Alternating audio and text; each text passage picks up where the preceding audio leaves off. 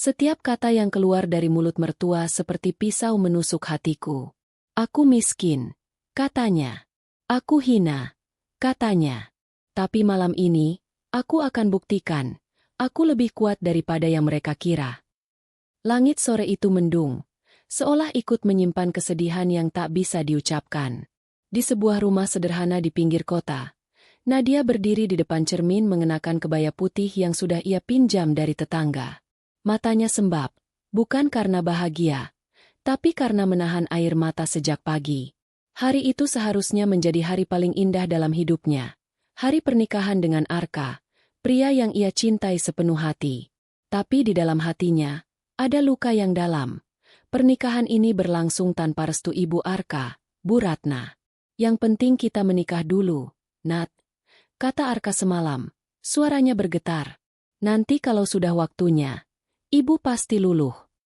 Nadia hanya mengangguk. Ia tahu Bu Ratna membencinya, bukan karena kesalahan apapun, tapi karena kemiskinan yang melekat di namanya. Ketika akad selesai dan tamu-tamu bertepuk tangan, pintu tiba-tiba terbuka keras. Semua mata menoleh. Seorang wanita bergaun mahal, dengan wajah penuh amarah, melangkah masuk. Itu Bu Ratna. Tatapannya tajam menembus hati Nadia. Jadi ini perempuan yang kau pilih, Arka? Katanya dengan nada sinis.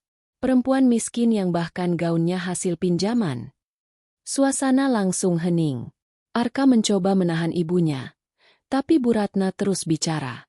Kau tega mempermalukan keluargamu sendiri dengan menikahi orang seperti ini? Dia tidak pantas berdiri di sampingmu. Nadia menunduk. Tangan gemetar. Suara tawa kecil dari tamu-tamu terdengar seperti pisau menusuk hatinya. Tapi di tengah rasa malu itu, Nadia menarik napas panjang, lalu berbisik pelan, hanya untuk dirinya sendiri. Aku tidak akan menangis di depannya. Aku akan buktikan, aku tidak seburuk yang dia pikir. Bu Ratna pergi dengan langkah tinggi, meninggalkan keheningan yang menggantung. Arka meraih tangan istrinya dan berkata lirih, aku minta maaf, Nat, tapi aku janji, aku akan melindungimu. Nadia tersenyum samar, menatap wajah suaminya yang kini terlihat kacau. Di dalam hatinya, ia tahu perjuangannya baru dimulai. Bukan melawan kemiskinan, tapi melawan rasa rendah diri yang terus disulut oleh hinaan dari orang yang seharusnya menjadi ibunya sendiri. Dan sejak hari itu, rumah tangga mereka berdiri di atas luka yang belum sempat sembuh. Hujan yang turun malam itu masih membekas di ingatan Nadia. Suara rintiknya seolah menjadi saksi betapa sulitnya langkah pertama dalam kehidupan barunya. Setelah menikah, Nadia dan Arka tak punya banyak pilihan selain tinggal di rumah Bu Ratna, rumah besar berlapis marmer yang terasa lebih dingin dari sekadar batu. Sejak hari pertama, Bu Ratna menetapkan jarak yang jelas. Aku hanya izinkan kalian tinggal di sini sementara, katanya tanpa menatap wajah Nadia. Jangan harap aku bisa memanggilmu menantu.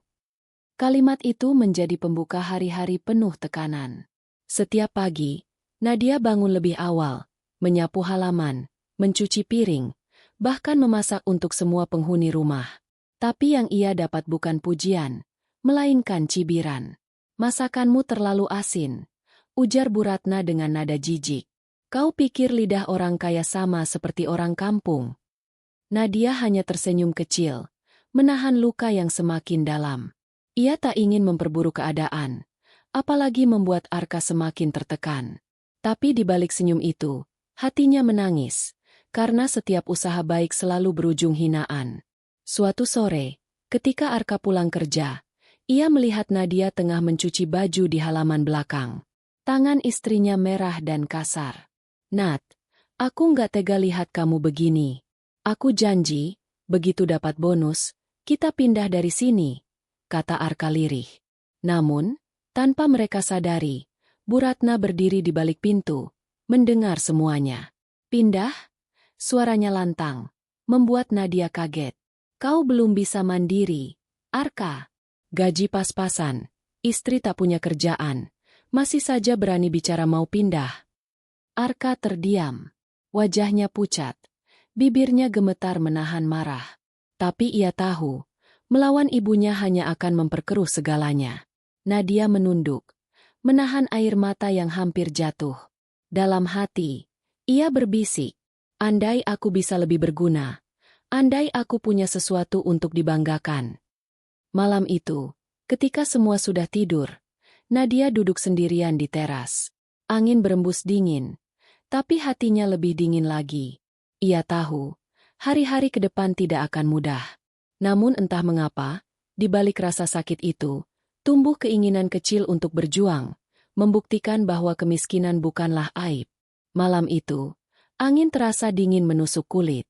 Nadia masih duduk di teras rumah mertua, memandangi langit gelap yang tak berbintang. Dalam heningnya, hanya suara jangkrik yang menemani pikirannya yang kalut.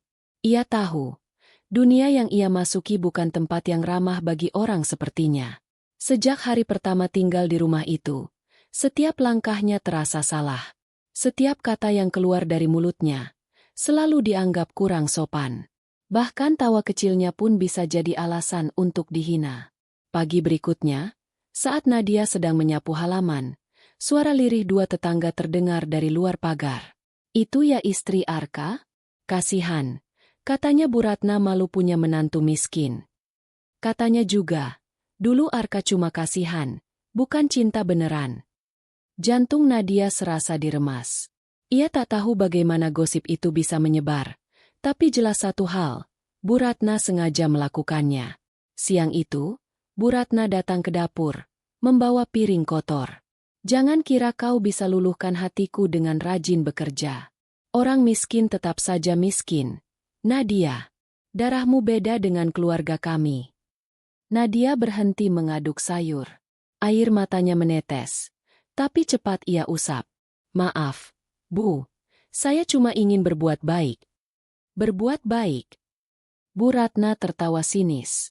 "Yang baik itu tahu diri." Kata-kata itu menancap di dada Nadia, menghancurkan sisa harga diri yang masih ia genggam. Malamnya, Arka pulang dengan wajah lelah. Ia melihat istrinya duduk di lantai dapur, diam tanpa suara. "Nat, kamu kenapa?" Nadia tersenyum samar. "Aku cuma capek." "Kak, capek berusaha diterima." Arka memeluknya pelan. "Aku janji, aku akan carikan kontrakan kecil. Kita nggak akan lama di sini." Namun di balik pintu, Bu Ratna berdiri diam, mendengarkan janji itu dengan wajah menegang. Tatapannya tajam, bibirnya bergetar menahan emosi. Dalam hatinya, tumbuh niat yang lebih gelap. Ia tidak akan membiarkan anaknya menjauh karena perempuan itu. Dan di malam penuh air mata itu, Nadia tak tahu, badai yang sesungguhnya baru akan dimulai. Malam itu, setelah mendengar percakapan Arka dan Nadia tentang rencana pindah, Bu Ratna tak bisa tidur. Ia duduk di ruang tamu besar dengan lampu redup. Wajahnya tegang. Di benaknya, hanya satu pikiran berputar. "Tidak, anakku tidak akan meninggalkanku demi perempuan miskin itu." Beberapa hari kemudian, Bu Ratna mengumumkan akan mengadakan arisan besar di rumahnya. Arka yang sibuk bekerja tak bisa menolak, sedangkan Nadia, dengan polosnya, berusaha membantu menyiapkan segalanya. Ia menyapu, memasak, menata meja, semuanya dilakukan tanpa keluhan. Ia hanya ingin dianggap berguna. Pagi arisan itu, rumah terasa riuh. Para tamu datang dengan pakaian mewah, wangi parfum mahal mengisi udara. Nadia yang mengenakan daster bersih tapi lusuh, sibuk mondar-mandir membawa minuman. Ia tidak tahu bahwa hari itu akan jadi hari paling memalukan dalam hidupnya. Ketika semua tamu sudah duduk, Bu Ratna tersenyum anggun. Tapi senyum itu menyimpan racun. "Ibu-ibu," katanya dengan suara manis, "saya mau kenalkan seseorang. Ini menantu saya, Nadia." Nadia berjalan mendekat, menunduk sopan. Tapi sebelum sempat bicara, Bu Ratna melanjutkan. "Dia ini luar biasa. Loh, datang dari keluarga miskin, tapi berani menikah dengan anak saya yang berpendidikan tinggi. Hebat, kan? Hahaha." Tawa meledak. Beberapa tamu menutup mulut menahan senyum. Wajah Nadia memucat. Ia menunduk. Jemarinya gemetar memegang nampan. Bu Ratna menepuk bahu Nadia pelan, seolah bercanda. Kau tahu, waktu pertama datang ke rumah ini, dia bahkan tak tahu cara pakai mesin cuci. Tapi sekarang sudah lumayan. Asal jangan sampai ngerusak perabot lagi ya, Nat. Tawa semakin keras. Di dalam dadanya, Nadia menahan tangis. Tapi air mata akhirnya jatuh juga, menetes di atas tangan yang bergetar. Tanpa sepatah kata pun, ia berbalik dan pergi ke dapur. Punggungnya menegang, matanya buram. Di luar, tawa masih menggema. Tapi di dalam hati Nadia, suatu hal berubah. Rasa sabar yang selama ini ia jaga, mulai retak. Dan malam itu, saat Arka pulang, ia hanya menemukan istrinya terdiam di sudut kamar. Matanya kosong, suaranya lirih. "Ka, seberapa lama aku harus terus dihina sebelum aku kehilangan diriku sendiri?" Kalimat itu, "Seberapa lama aku harus terus dihina sebelum aku kehilangan diriku sendiri?" masih bergema di telinga Arka. Malam itu, ia memeluk Nadia erat, mencoba menenangkan tangisnya. Namun Nadia hanya diam. Tatapannya kosong, matanya bengkak, bibirnya pucat. Seolah sesuatu dalam dirinya telah patah. Bukan hanya karena hinaan, tapi karena rasa lelah yang tak berujung. Keesokan harinya, Nadia tetap menyiapkan sarapan seperti biasa. Tapi berbeda dari sebelumnya. Gerakannya tenang, terlalu tenang. Ia menyajikan nasi goreng untuk Arka, lalu tersenyum samar. "Ka, kalau nanti pulang kerja, jangan cari aku dulu, ya?" Arka mengernyit. "Maksudmu apa, Nat?" Namun Nadia hanya menggeleng. "Aku cuma butuh waktu." Dan benar saja. Saat sore tiba, Nadia sudah tidak ada di rumah. Kamar mereka kosong, hanya tersisa secari kertas di atas meja. "Aku nggak pergi karena benci. Aku pergi karena aku harus menjaga diriku sendiri, sebelum hatiku benar-benar mati." Arka panik, berlari keluar rumah. Tapi Bu Ratna hanya menatap dengan tatapan dingin. "Bagus. Perempuan seperti dia memang seharusnya tahu diri," katanya datar. "Bu, kenapa ibu tega begitu?" Arka membentak. Matanya merah. Bu Ratna hanya menjawab pelan. "Aku tidak mau anakku hidup dalam kemiskinan." Sementara itu, Nadia berjalan sendirian di bawah hujan, membawa satu tas kecil berisi pakaian dan beberapa lembar uang sisa tabungan. Ia menatap langit kelabu dengan langkah gemetar. Tak tahu kemana harus pergi. Ia akhirnya berhenti di depan warung kecil di pinggir jalan. Seorang wanita tua pemilik warung menatapnya iba. "Kau cari kerja, Nak?" Nadia mengangguk pelan. Matanya berkaca-kaca. "Iya, Bu. Saya cuma butuh tempat untuk mulai dari awal." Malam itu, untuk pertama kalinya dalam hidupnya, Nadia tidur di kamar kos kecil di belakang warung. Dindingnya lembab, atapnya bocor, tapi anehnya, di sana, ia bisa bernapas lega. Dalam diam, ia menatap foto pernikahannya dengan Arka. Air matanya jatuh lagi. "Maaf, Ka, aku pergi bukan karena tak cinta, tapi karena aku harus belajar berdiri, tanpa terus diinjak." Dan tanpa sadar, langkah kecil Nadia keluar dari rumah mertua itulah yang akan mengubah segalanya. Malam pertama di kamar kos yang sempit itu menjadi saksi awal perubahan hidup Nadia. Dindingnya lembab, atapnya bocor, dan kasurnya tipis. Tapi di ruang kecil itulah ia menemukan sesuatu yang selama ini hilang, ketenangan. Setiap pagi, ia membantu ibu warung bernama Bu Rini. Awalnya hanya mencuci piring dan melayani pembeli. Tapi lama-lama, Bu Rini mulai mempercayainya untuk mengatur menu dan keuangan. "Nat, kamu ini rajin, ya? Pembeli makin banyak sejak kamu bantu aku," kata Bu Rini suatu pagi. Nadia tersenyum kecil. Di balik kelelahan, ada rasa bangga yang hangat. Untuk pertama kalinya, ia merasa berguna. Tak ada hinaan, tak ada ejekan. Hanya kerja keras dan peluh yang ia tanggung sendiri. Waktu berlalu. Warung sederhana itu perlahan berubah. Berkat ide Nadia membuat menu baru dan mempercantik tampilan warung, pelanggan berdatangan. Beberapa anak muda bahkan mulai mempromosikan warung itu di media sosial. Siang hari, Suara ramai pelanggan menggantikan kesunyian hidup Nadia dulu. Malamnya, ia menatap uang hasil kerja kerasnya, menggenggamnya erat. Aku bisa berdiri sendiri. Aku bisa. Sementara itu, di rumah besar yang kini terasa hampa, Bu Ratna mulai gelisah. Ia mendengar kabar dari tetangga bahwa menantunya yang dulu ia hina kini bekerja dan mulai sukses membantu warung kecil menjadi ramai. Ah, cuma kebetulan, gumamnya sinis. Tapi entah kenapa, ada rasa tak nyaman mengganjal di dadanya. Arka sendiri diam-diam sering datang ke warung itu.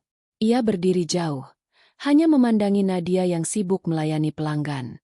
Ia ingin bicara, tapi setiap kali hendak melangkah, rasa bersalah menahannya. Ia tahu, luka di hati Nadia belum sembuh. Suatu malam, saat warung mulai sepi, Bu Rini mendekati Nadia. "Nat, kamu yakin gak mau temui suamimu? Dia sering kesini, cuma lihat dari jauh." Nadia tersenyum getir. "Aku belum siap, Bu. Aku ingin dia lihat dulu. Kalau aku bisa bahagia tanpa belas kasihan siapapun." Ia menatap langit malam, menahan air mata yang hampir jatuh. Namun di sisi lain kota, Bu Ratna menggenggam ponselnya, menatap foto Nadia yang viral di media sosial bersama warungnya yang ramai. Tatapannya tajam. "Perempuan itu harus tahu tempatnya. Aku tidak akan biarkan dia menyaingi keluargaku."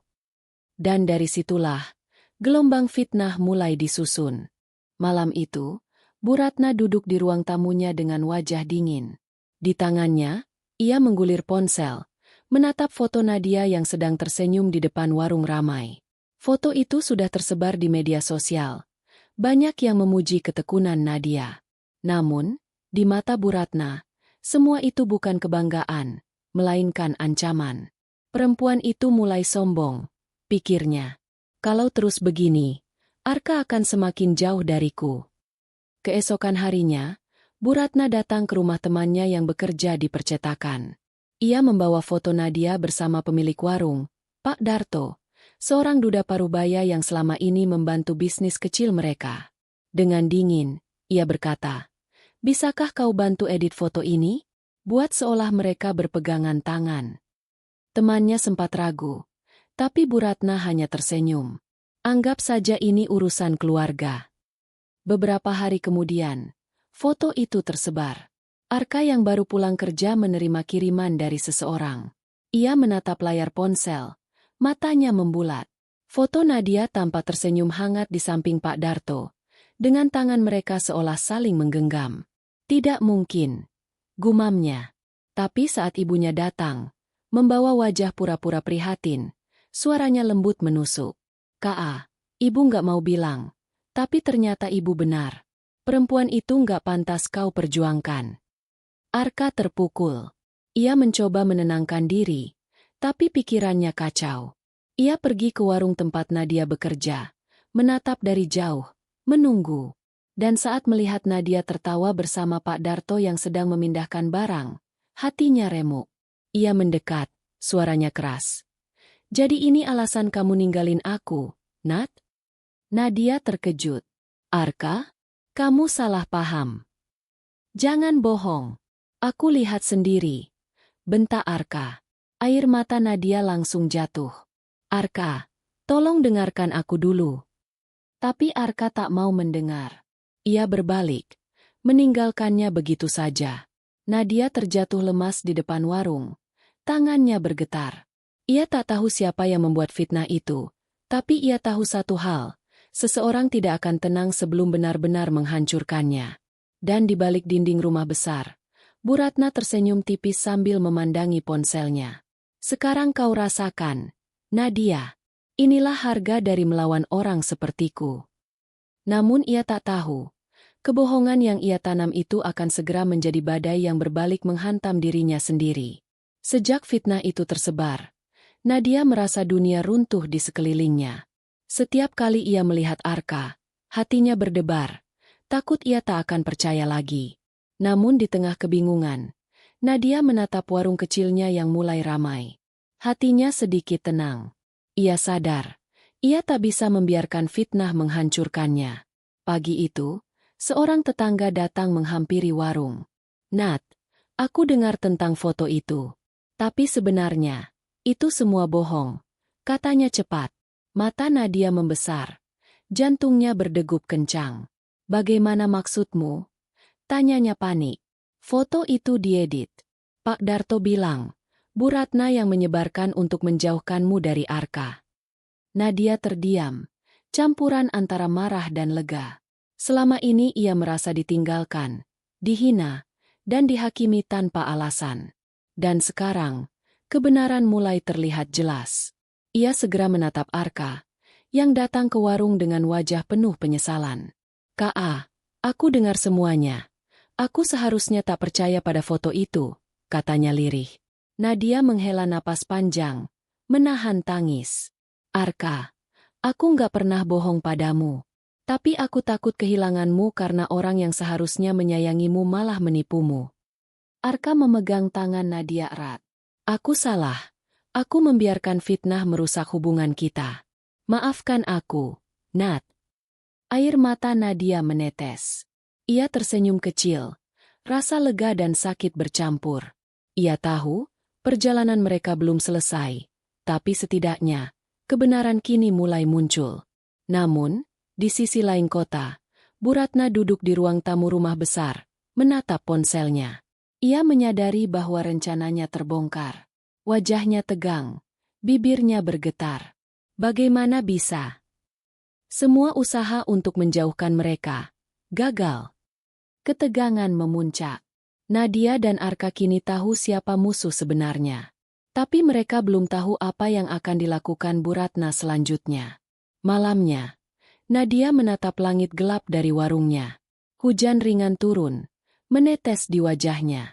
Ia menutup mata sejenak, membiarkan rasa sakit dan lega bercampur. "Ini baru permulaan," pikirnya. "Aku harus kuat, karena pertarungan terbesar belum datang." Dan tanpa mereka sadari, langkah Bu Ratna untuk membalas akan segera menimbulkan badai baru, lebih besar, lebih kejam, dan lebih menghancurkan dari sebelumnya. Sejak malam kebenaran itu terbongkar, Bu Ratna seperti kehilangan kendali atas segalanya. Rumah yang dulu selalu ramai kini terasa sunyi. Arka tak lagi menatap ibunya dengan kasih, dan keheningan yang dulu ia anggap damai kini berubah jadi siksaan yang tak berujung. "Kak, ibu cuma ingin yang terbaik untukmu." Suara Bu Ratna bergetar. Arka menatapnya tajam. "Dengan menghancurkan orang yang aku cintai? Itu yang terbaik menurut ibu?" Bu Ratna tak bisa menjawab. Air matanya mulai mengalir. Tapi kali ini tangisan itu tak lagi mampu menggugah hati anaknya. Di sisi lain, Nadia duduk di depan warung sederhana, menatap papan nama yang sudah mulai pudar. Warung itu kini penuh pelanggan. Tapi senyum di wajahnya tak pernah benar-benar muncul. Ia masih mencintai Arka, meski hatinya sudah terlalu sering disakiti. Sore itu, langkah kaki terdengar mendekat. "Nadia." Nadia tertegun. Suara itu, suara yang sudah berminggu-minggu tak ia dengar. Arka berdiri di depannya. Wajahnya penuh penyesalan. "Maaf," katanya lirih. "Aku baru tahu semuanya.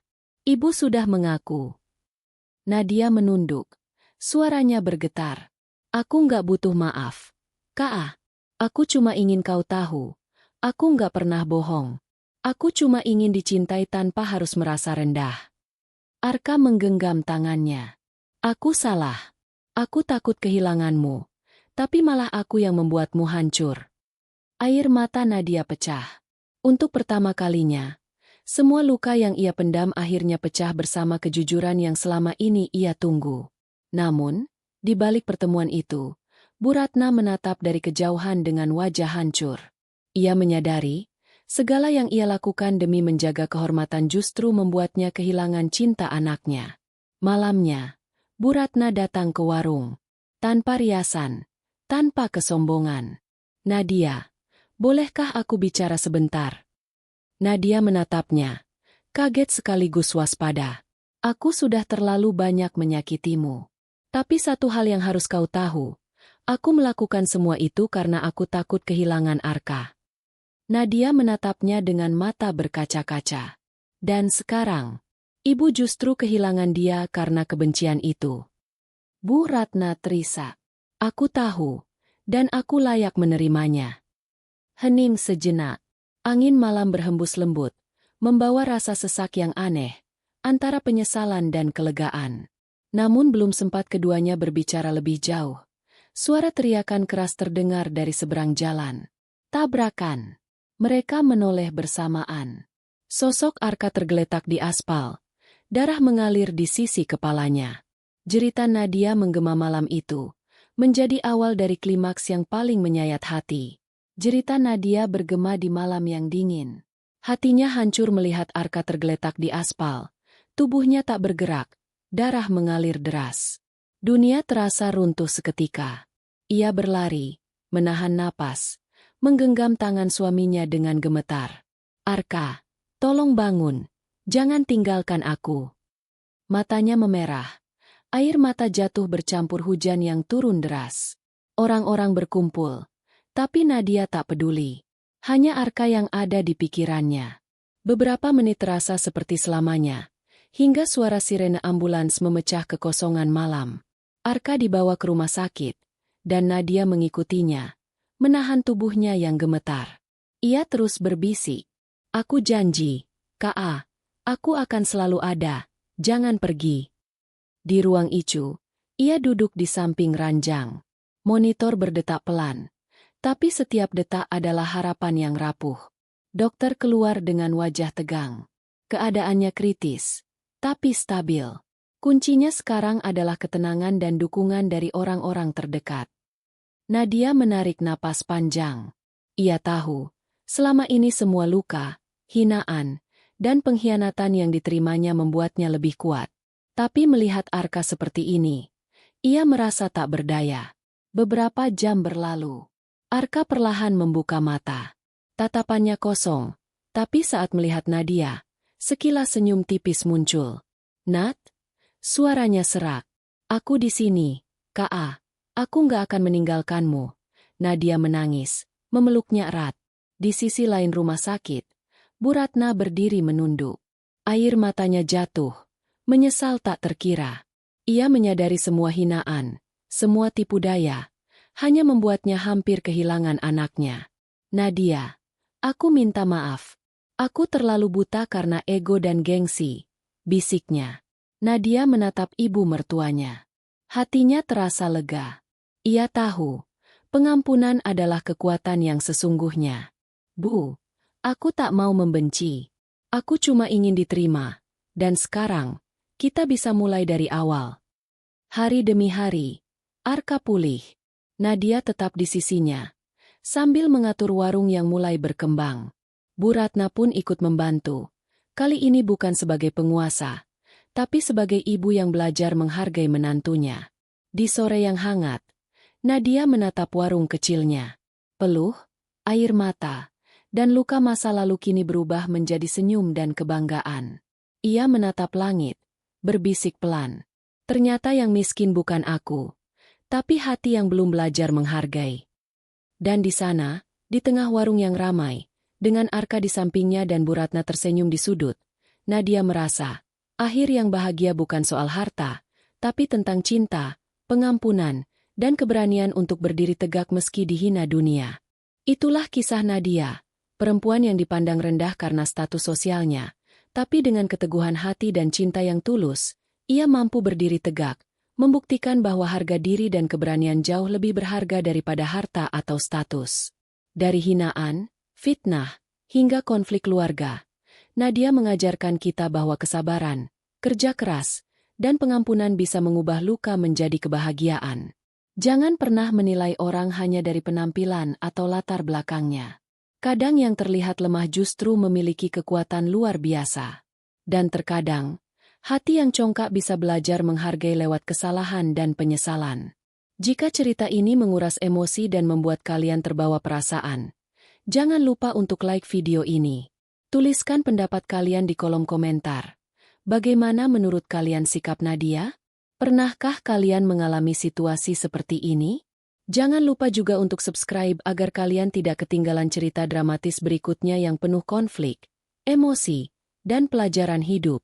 Terima kasih sudah mendengarkan, dan sampai jumpa di cerita berikutnya.